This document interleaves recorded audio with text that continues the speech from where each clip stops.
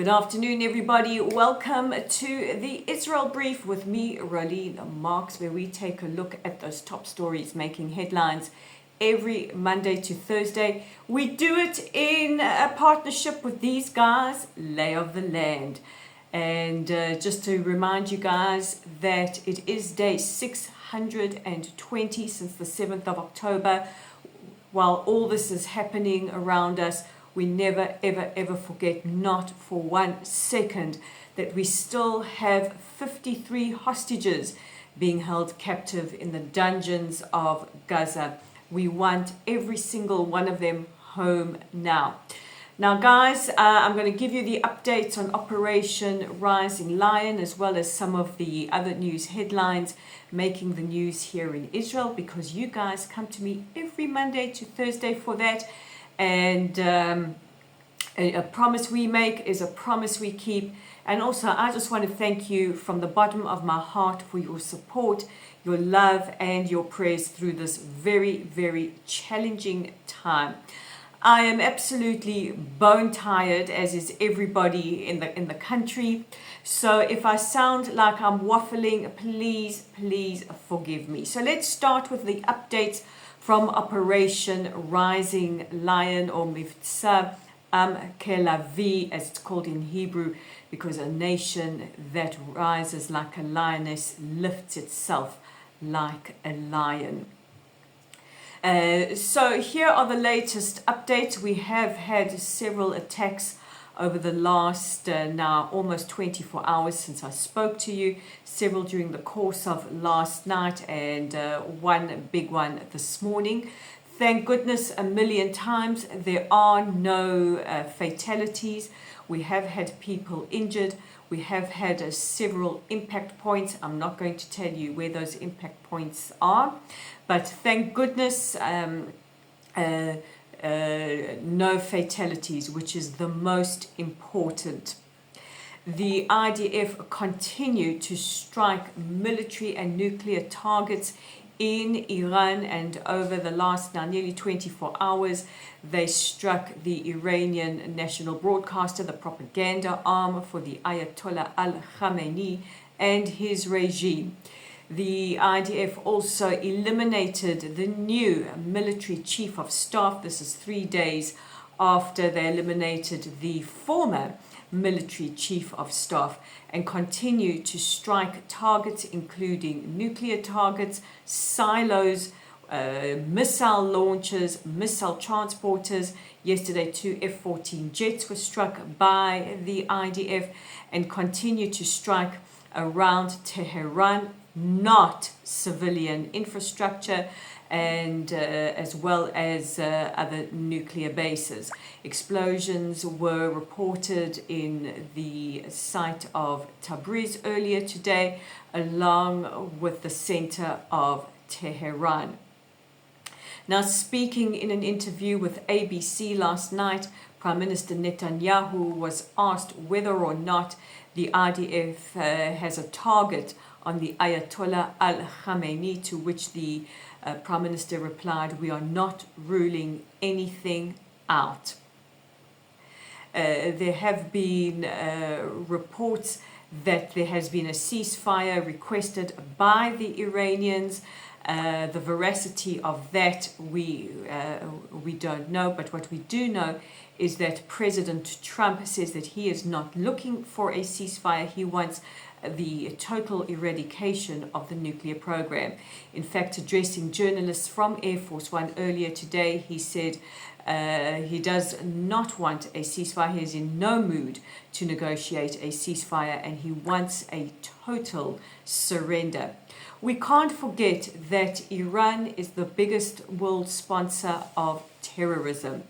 Terrorism that has been committed in countries like Argentina with the bombing of the Amir building, through the proxy Hezbollah, the murder of US Marine Corps stationed across the Middle East, and various other terror attacks. So, when we say that this is not just our fight, this is a fight for the free world against a civilization that wants to put forward its particular ideology. Now, what was I going to say to you again? We do have about 2,000 people in Israel who are currently displaced as a result of the attacks that have either destroyed or damaged property. And the IDF continues as we speak. We have planes in the air all the time striking a variety of different targets. While this is all going on, we haven't forgotten the fact that there are still hostages being held in Gaza. Earlier today, there were reports in the Russian news channel RIA that Abu Marzouk, a senior Hamas official, had told the channel that they are prepared to give information about the health situation of our hostages, providing Israel returns to the negotiating table. Now, this contradicts a comment made by former Prime Minister Naftali Bennett speaking to the talk in the United Kingdom yesterday, who said that talks are or negotiations are currently underway. We now go to Egypt for the gift, I think, that keeps on giving.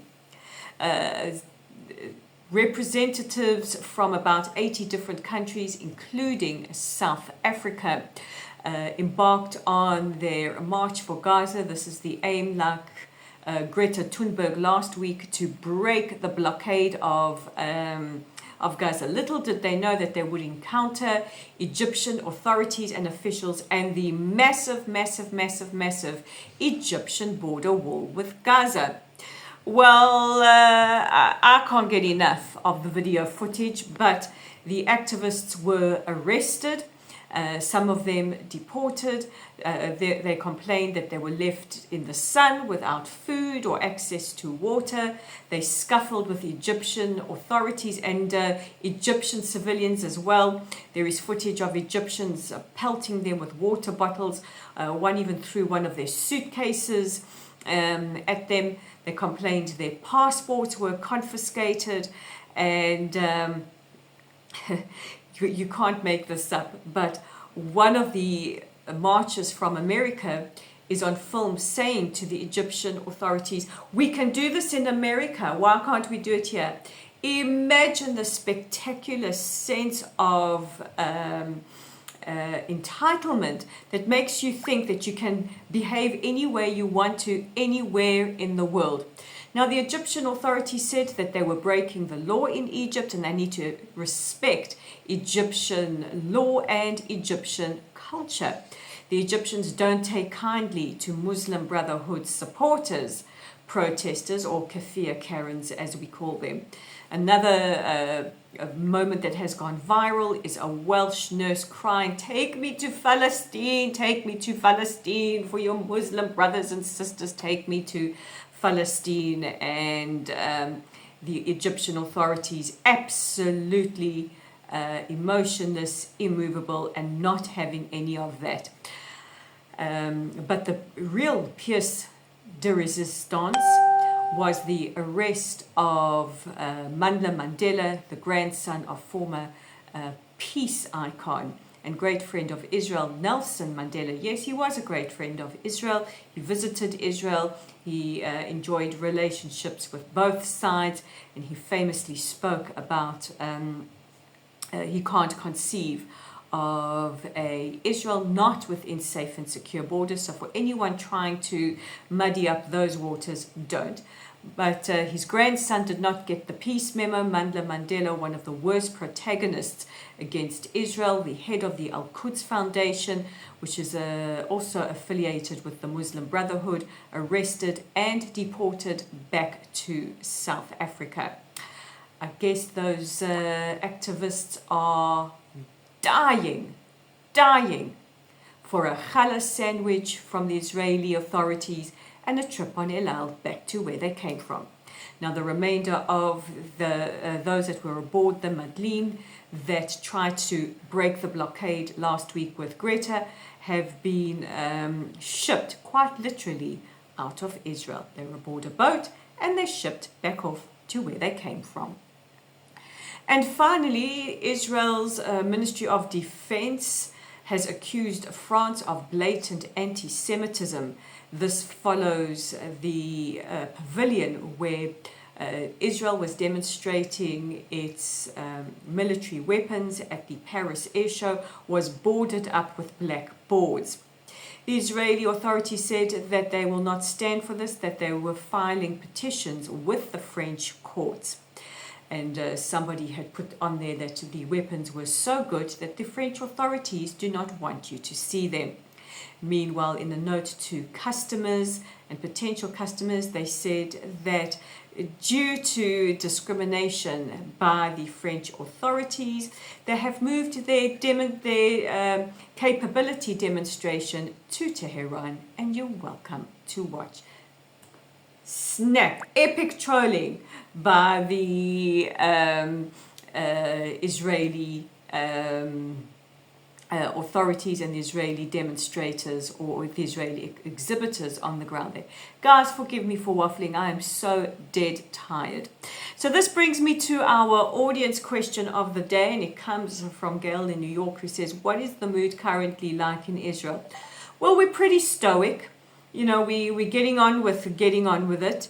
It is a very eerie, calm and quiet, but we are all exhausted, having very little sleep, with our sleep interrupted during the night, of course, with the aim of breaking our morale.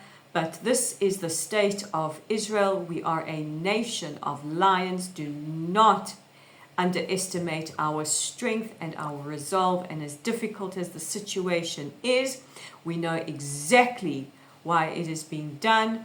We stand behind our army. We stand behind the decision backed both by our opposition and our former prime ministers, and we will prevail. Yisrael Chai.